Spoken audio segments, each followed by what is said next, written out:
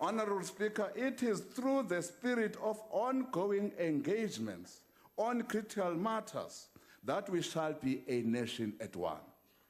The ANC commits to the people of South Africa that we shall isolate and root out corrupt tendencies in the public and private sectors. We echo the sentiments shared by President Ramaphosa. We open quotes, "Amasela atshontsha imali kahulumeni mawabanjwe." We are with you there.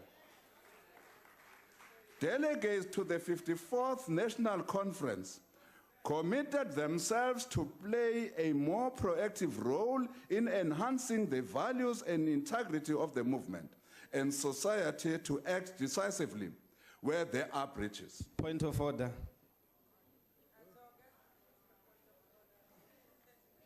Honorable NDLOZI, what's the point of order? Take your seat, Honorable Chief Whip. Thank you, Honorable Speaker. The President Ramaphosa never said that sentence, ever. So the Honorable Chief Whip is deliberately misleading the House. Honorable Ramaphosa never said, he was too scared to say Amabosho Mawabanje. No, Amasela Mawabanje. Honorable Member. He deliberately jumped that line when he was reading his speech. NDLOZI. So Honorable Jackson Mutembu must not mislead the country and the people of South. That line is not there. Take your seat, Honorable It's not NDLOZI. true. Let Honorable Chief Whip continue.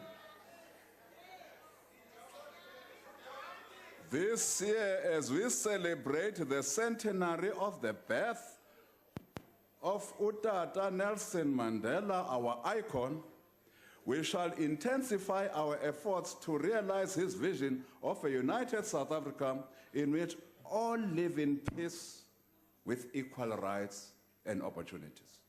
We shall renew our focus on Comrade Mandela's vision of a non-racial society in which the social and economic barriers that have separated black from white are broken down. We shall redouble our efforts to build a society in which black poverty and white privilege are consigned to the past, replaced by respect, solidarity, and non-racial equality. We shall place at the top of our agenda Madiba's vision of a non-sexist society in which the oppression and exploitation of women, whether in the workplace, in communities, or in the home, is eradicated. We shall make it our daily mission to work towards a society where women do not live in fear for their lives, where our daughters, I've got many, can walk the streets at night without fear of violence meted against them. We shall work to rekindle Madiba's vision of a democratic society in which all citizens have equal opportunity to determine their own destiny. While it is undeniable that the ANC has made significant strides in meeting the basic needs of our people, it is equally true that the legacy of colonialism and apartheid still remains deeply entrenched in our society. We therefore require a program of fundamental and radical socio-economic transformation that will ensure that, in the words of President Mandela, political freedom goes side by side, I open quotes, with freedom from hunger, want, and suffering. Fundamentally, we are determined to build an economy that reverses apartheid injustices and corrects continuing patterns of deprivation and inequality. It is for this reason that the resolution adopted at our 54th National Conference of the ANC focused on the measures we need to take now to significantly advance growth, development, and transformation.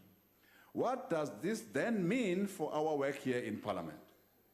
For the remainder of this fifth Parliament, in context of our new dawn, as heralded by our President's speech, renewed hope and optimism, things need to continue to change in the direction we have been driving for the past 2 years.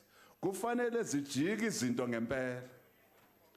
The leadership we are calling for must be one of a principled nature across political parties, where ethics and integrity are the dominant factor and not narrow party politics.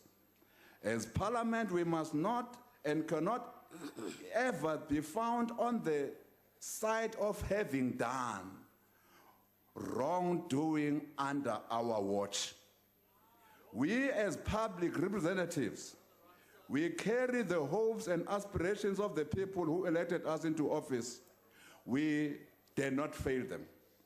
Public representatives here in the People's Tribune should undertake their responsibilities with efficiency, diligence, and integrity, and without fear or favor.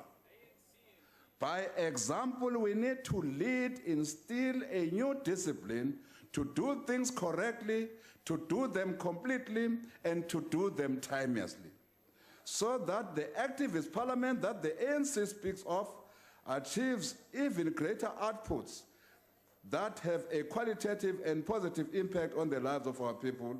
Accountability and performance set out in the station address will require even greater oversight and capacity if the objectives of the commitments outlined by the President are to be met. These commitments are not some abstract, reduced to fielding questions to the President on a quarterly basis. These commitments directly involve this Parliament to be able to execute its constitutional responsibilities to the maximum through oversight, research, analysis of reports, and connecting with our people at a far higher level. This will have to be driven by empirical evidence, taking decisions on the balance of this empirical evidence, enhancing and cutting-edge support to members in a manner that Parliament is a reflection of strategic value add as an arm of state. For this to happen, Parliament cannot continue to be treated as a government department, whilst it is an arm of state. We are thus calling for the review of the funding methodology for all three arms of the state.